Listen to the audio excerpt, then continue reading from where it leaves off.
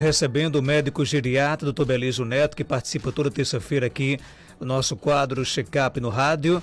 Dr. Belísio, seja bem-vindo aqui ao nosso Panorama 95. Bom dia.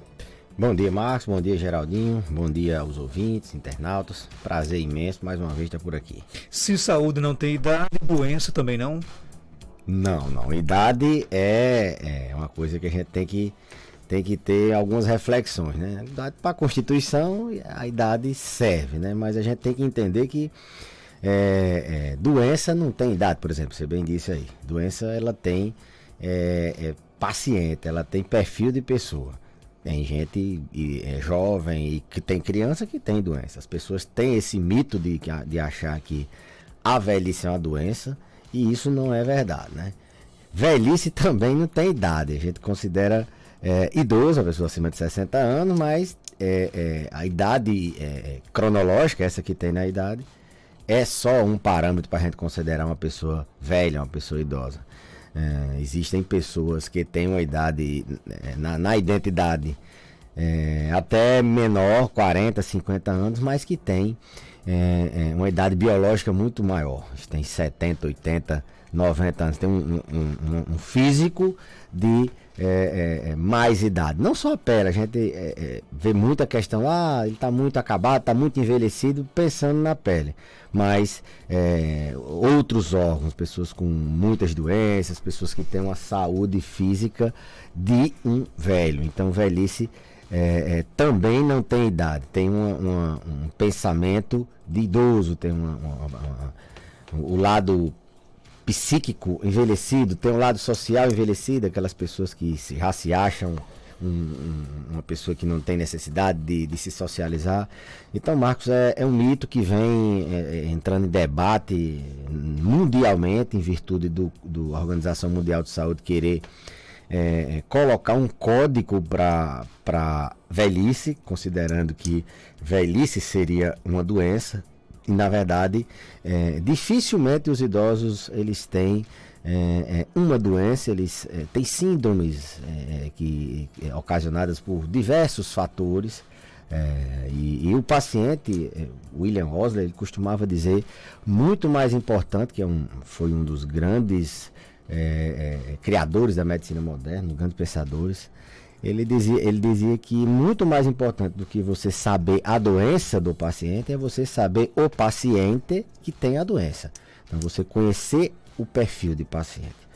Vamos exemplificar aqui, Marcos Dantas, vamos supor, tem 80 anos, Geraldinho tem 80 anos. Marcos Dantas tem hipertensão, diabetes, esquece e tem uma dor na coluna. Geraldinho também. Tem isso, tem aquilo. Só que Marcos Dantas tem uma limitação para andar muito grande, quase não levanta, tem uma dependência para algumas atividades.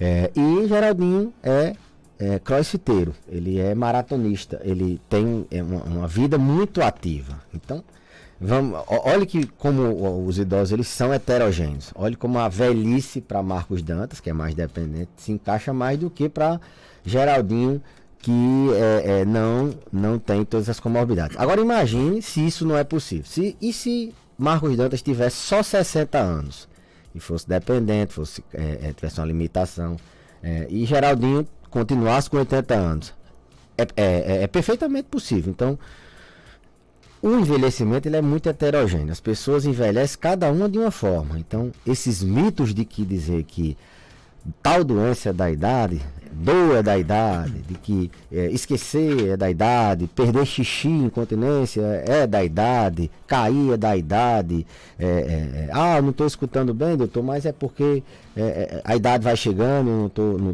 não escuto bem. Isso são mitos que a gente deve combater, principalmente hoje que as pessoas vivem muito, as pessoas vivem 80, 90 anos, a gente tem pessoas com 100, muitas pessoas com mais de 100 anos, então combater esses mitos, criar uma cultura dessa questão que a gente está sempre falando de envelhecer com saúde, que é você transcorrer o curso da velhice sem sofrer. Não necessariamente você precisa passar pela velhice tendo doenças e sofrendo com a doença. Pode passar pela velhice tendo doenças sem problemas, fazendo suas atividades físicas, sendo independente. Então, nunca subestime que a idade é simplesmente a causa dos problemas do idoso. E antecipadamente tente procurar envelhecer de uma forma que a idade não se some às doenças crônico-degenerativas que são mais comuns na terceira idade.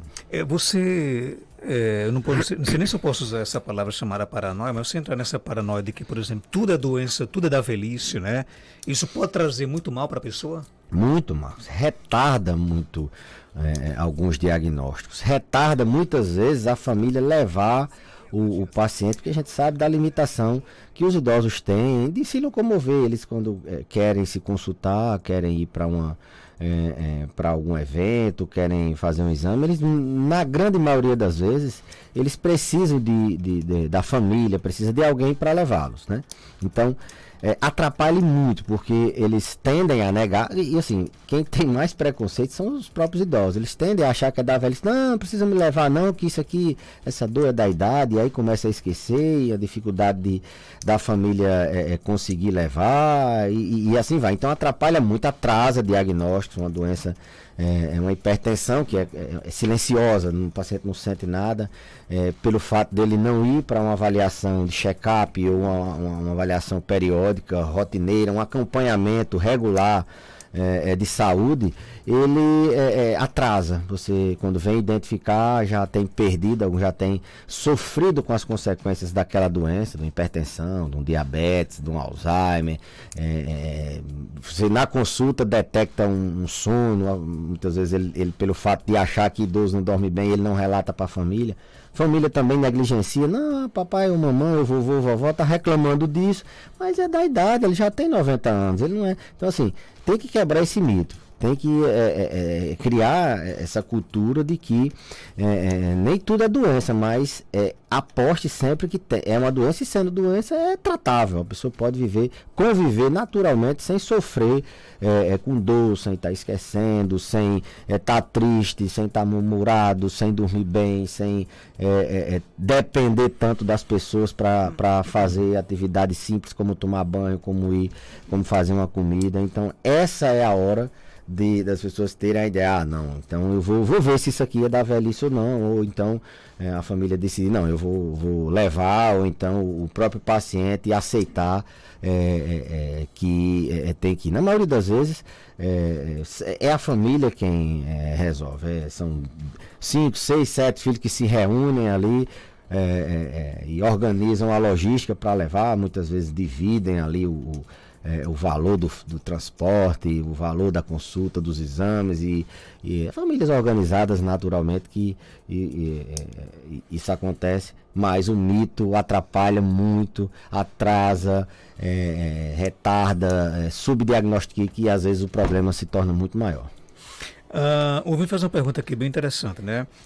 Uma pessoa de 50 anos de idade, ela pode se consultar com um geriatra só para prevenir? Claro que sim. O geriatra é o médico especialista em envelhecimento. Então, 50 anos ela está muito mais próximo de envelhecer do que uma pessoa de 30, de 40.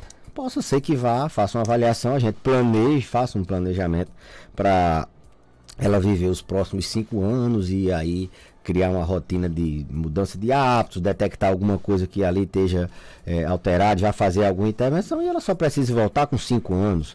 Né? Ou só precisa voltar 2 anos, depende muito do perfil, mas que tem que ir pelo menos checar isso é fundamental. Eu recomendo sempre a partir dos 50, principalmente se essa pessoa for considerada velho, né? Mesmo que não tenha idade de velho, mas muita gente é velho antes dos 60 anos, dependendo do seu envelhecimento mental, do seu envelhecimento físico, dependendo da sua capacidade funcional, a capacidade de você funcionar sozinho. Tem muita gente velha aí com bem pouca idade. Você despertou agora uma curiosidade. A gente conhece, é muito comum a gente se deparar com pessoas jovens com aspecto de velho, né? Com comportamento, né, de pessoas já idosas, né? Essas pessoas, mesmo com idade jovem, elas são consideradas pessoas velhas. E outra coisa, quando a velhice chegar, elas terão mais problemas ainda ou não? Muito provavelmente, porque essas pessoas elas têm assim uma predisposição às doenças, elas incorporam, assim vamos dizer, um estado de primeiros que elas incorporam um estereótipo de velho doente, né? Elas não incorporam um estereótipo de um velho saudável, não. De uma pessoa que tem aí 80, 90 anos, mas ainda corre, ainda é independente, lúcido, não. Elas incorporam esse estado mais que o nosso ocidente aqui tem essa imagem do velho. Então essa pessoa, logicamente, ela está doente, né? Ela pode não estar doente física, mas ela está doente socialmente, ela está doente mentalmente. Precisa sim de uma reintervenção, para que ela possa modificar hábitos e poder viver com mais qualidade. Elas adoecem muito mais, se é que não já estão doentes. A gente vê muito o aspecto da pele, né? Essa pessoa está acabada, envelhecida, isso qualquer pessoa identifica. Essa pessoa tá ficando velha antes do tempo, né? Tá dizendo que a pessoa tem alguma coisa que está parecendo uma pessoa velha doente. Ok, é verdade que o jovem infarta mais do que os idosos? Se é verdade, por quê? Não é verdade não. Um dos fatores de risco para infartar é a idade. Então, o risco de um jovem infartar é bem menor do que um idoso. Agora, não é só a idade que conta, né? Conta muito a genética, né? Pessoas que têm na família histórico de doença cardiovascular, principalmente antes dos 50 anos. Conta comorbidades, hipertensos, diabéticos, pessoas que têm taxa alta de colesterol, sedentários, pessoas estressadas. Essas pessoas infartam muito mais. Então a idade, se você comparar as mesmas condições de fatores de risco e a idade ser apenas a diferença, não, o jovem ele infarta menos. Agora, os outros fatores de risco podem pesar mais numa pessoa mais jovem e ela tem um risco maior. Aquilo que eu falei, você pode ter um idoso que tem 90 anos e ele não tem doença nenhuma. E tem uma pessoa com 50, mas como eu disse, a hipertensão sedentária, tem uma genética na família, taxa alta. Essa pessoa mais nova tem um risco maior de infartar, tem um risco muito maior de infartar do que essa de 90. Lembrar que nunca levar em consideração para tudo, não só para decidir uma cirurgia, não só para decidir qualquer coisa, que a idade cronológica, a da carteira de identidade, ela é a que Deus deu, né, assim vamos dizer, ela é importante, sim, para você tomar, mas não é só ela é importante. A capacidade funcional, a independência, a autonomia do indivíduo, estimativa de vida nos próximos anos é muito maior, é muito mais importante. Doutor Belísio, minha mãe tem 59 anos de idade. Ela sente muita cãibra na barriga, na cabeça, tem hérnia de disco. É preocupante?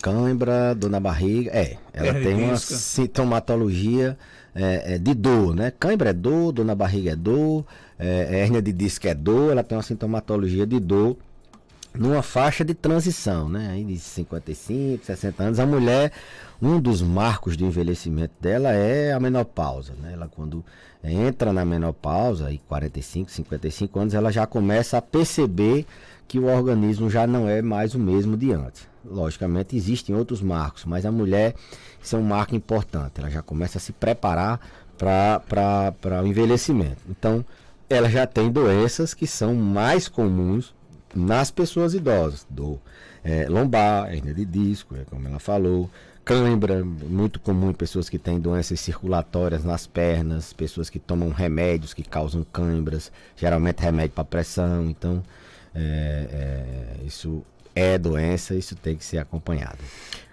Bom dia, tenho 40 anos, sou muito esquecida, é normal, chega ao ponto de o que eu converso agora, com alguns minutos depois não lembro mais. Não é normal não. Nessa faixa etária a gente costuma dizer que dificilmente é Alzheimer, mas tem alguma outra coisa que está atrapalhando ela se concentrar, ela manter o foco, manter a atenção. Ou insônia, ou algum medicamento que ela tome, até mesmo para insônia, dá esse tipo de esquecimento, aqueles remédios de tarja azul, ou transtorno de ansiedade, pessoas que estão com a cabeça pensando no amanhã sempre, nunca está pensando no agora, está aqui fazendo alguma coisa, contando às vezes até uma história, mas preocupada com o futuro, com alguma coisa que vai acontecer, ela naturalmente ela não se concentra, ela esquece. Então a idade nesse caso ela faz muita diferença. Tem mais pergunta aqui chegando, nosso WhatsApp 992053030. Bom dia. Marcos Danta, bom dia. Gostaria que quando o doutor Belize for abrir o programa, eu queria que você fizesse essa pergunta, doutor Belize. Tenho 58 anos, sinto uma dor tão grande nas minhas pernas, do joelho para baixo. Uma agonia, aquela agonia nas pernas é tão forte que eu penso que elas vão quebrar, de tanta dor eu sinto. Quero saber, doutor Belize, o que é que eu posso fazer com isso? E aí, doutor Belize? Se dor fosse da idade, todo mundo de 58 anos tinha a mesma dor, né, Geraldo? Se dor fosse da idade, todo mundo que tivesse essa mesma idade iria ter dor. É uma coisa que todo mundo esperava, como a menopausa, por exemplo. Se dor da idade, a menopausa sim é da idade. Mas dor não, tem gente que não tem dor. Bom, nesse caso aqui, dor nas pernas, a gente tem que pesquisar as principais causas, né? Que são causas osteoarticulares, ou seja, doença na junta inflamada, se não é algum tendão, que eles chamam nervo inflamado, se não é algum músculo que está inflamado, doente, se não é doenças circulatórias também causam muita dor bilateralmente, varizes, dificuldade circulatória nas artérias, se não é doenças em outros lugares que estão trazendo repercussões nas pernas, por exemplo, diabetes causam esse tipo de dor e é uma doença sistêmica, fibromialgia também pode causar dores não só nas pernas, mas em diversas partes do corpo. Então, a própria pouca mobilidade, tem paciente que passa a maior parte do tempo sentado ou deitado e eles têm dor por repouso prolongado, assim vamos dizer. Então teria que se investigar nesse sentido aí, de osso, músculo, tendão, circulação, ver se não tem alguma doença que facilite. A ideia é que ela busque a causa, né, dessa dor. E às vezes, Marcos, não só tem uma causa não. Às vezes sim os ossos, os músculos que estão inflamados, mas a pessoa também tem um problema circulatório, ela também tem um limiar de dor mais baixo, e isso requer uma intervenção, eu digo multidimensional, em algumas dimensões. São 2, 3, 4 fatores que estão causando as dores. Buscar as causas ou a causa da dor, e aí já ir tentando uma massagem, já ir tentando uma compressa fria se for numa junta, tentando mobilizar mais as pernas, mas fundamentalmente buscar assistência. Doutor, minha mãe está com 95 anos. Esses dias ela começou conversando sem parar, principalmente à noite, mesmo dormindo. O que será? Isso é um transtorno do sono, Marcos. O paciente fica conversando, né, à noite, as pessoas pesadelo, sonambulismo, tem algumas denominações para alguns tipos de transtorno do sono. Uma coisa que chama a atenção é que se ela não tinha, agora começou a ter, a gente tem que atentar para um tipo de demência que a gente chama de demência por corpúsculos de Levy. É um tipo de demência, Marcos. Alzheimer é um tipo, né? E existem outros tipos. A demência por corpúsculo de Levy, ela tem uma característica bem marcante. O paciente tem esses sonhos vívidos, ele conversa muito à noite, ele tem alucinações, às vezes ele mesmo acordado ele vê algumas coisas. Tem alguns sintomas parecidos com o Parkinson, de ficar com o passozinho mais curto, se tremendo. Então pode ser sim a abertura de um quadro demencial. Ela tem até mais do que suficiente idade para ter a abertura de um quadro de demência, né? Então pode ser. Mas pode ser um transtorno simples do sono. Muitas vezes precipitado por algum remédio. Tem muito remédio que dá esse tipo de transtorno do sono, de conversar à noite. E tem doença também, fora a demência, que causa isso. Eu só alertei porque é bem típico da demência por corpúsculo de Levy, esse tipo de sintomatologia, de transtorno do sono, conversar à noite. Às vezes tem paciente que levanta, tem sonambulismo, outros têm alguns ataques, que é o transtorno do sono REM. Então ficar bem atento a esse transtorno essa demência, mas pode ser outras doenças, pode ser medicamentos, pode ser vários. Não é normal, isso atrapalha o sono, isso coloca em risco a própria vida. Tem paciente que levanta e pode cair num transtorno, cai da cama, cai da rede, isso é problemático. Muitas vezes não deixa o parceiro dormir, se ainda tiver parceiro 95 anos, às vezes já perdeu o esposo, ou o cuidador, atrapalha o sono do cuidador, isso induz estresse do cuidador, é sempre um problema, tem que ser tratado, não é da idade, mesmo ela tendo 95 anos, isso aí é doença. Doutor Belísio, Alzheimer é uma doença que afeta mais o idoso, minha mãe está no início, de vez em quando desorienta, médico passou medicação, as quais minha irmã questiona dizendo que é remédio para esquizofrenia. Está correto isso? Excelente pergunta. Sim, é uma doença de idoso. Pra você ter ideia, 5% apenas das pessoas acima de 65 anos têm Alzheimer. Mas quando essa idade vai para 85, a média é de 30% das pessoas acima de 85 anos tem demência. O risco é 85 vezes maior em pessoas que têm acima de 85 anos. Então, quanto mais idoso, mais risco de ter Alzheimer. Então, alguns medicamentos, Marcos, a gente usa da esquizofrenia para tratar sintomas comportamentais. A gente usa na modalidade off-label, ou seja, que não tem na bula, mas é o tratamento de primeira linha para tratar aquele sintoma. A doença é o Alzheimer, mas o sintoma, alguns sintomas comportamentais são tratados sim com medicamentos utilizados para esquizofrenia. Então, é perfeitamente plausível, isso é muito comum a gente tratar alguns sintomas, principalmente agitação, agressividade, delírio, sono. A gente trata com medicamentos que são muito mais utilizados na esquizofrenia. Inclusive na bula a gente tem até que orientar o paciente para que, olha, não é que seu pai tenha esse tipo de doença, mas essa doença só resolve com esse remédio que foi fabricado para isso, mas a gente utiliza de forma off-label, tem estudos na literatura que corroboram o uso desse medicamento para isso. Então, tranquilizar a irmã. Tratamento medicamentoso para incontinência urinária feminina existe? Sim. Porque é uma situação que causa desconforto para as mulheres idosas e sempre falam em tratamento através apenas de cirurgia, suspensão de bexiga. E aí? Pouco abordado, né? Vamos combinar de falar sobre incontinência urinária.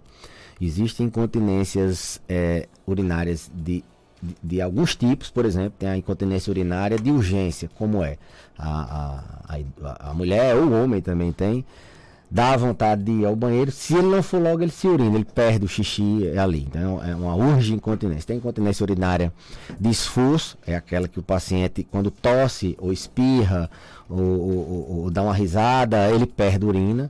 Tem a mista, né, que tem a funcional, aquela que por alguma doença ele está perdendo urina. Então tem alguns tipos, e é muito comum na terceira idade. Quem nunca viu falar de um idoso que usa fralda, que perde xixi, aquele idoso, a casa dele fede xixi porque ele perde, ou aquela idosa perde urina.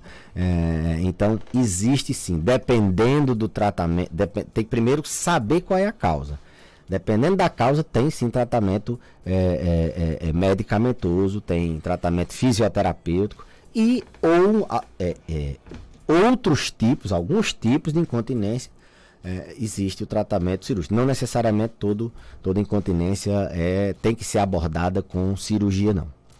Doutor Belísio, obrigado pela sua participação. Até terça-feira, se Deus quiser. Eu que agradeço, Marcos, e até a próxima terça-feira. Eu queria 5 segundinhos aqui para mandar os parabéns para a turma lá da academia da Nordeste Fight, que ganhou, uma academia de jiu-jitsu, que eu treino, faço parte.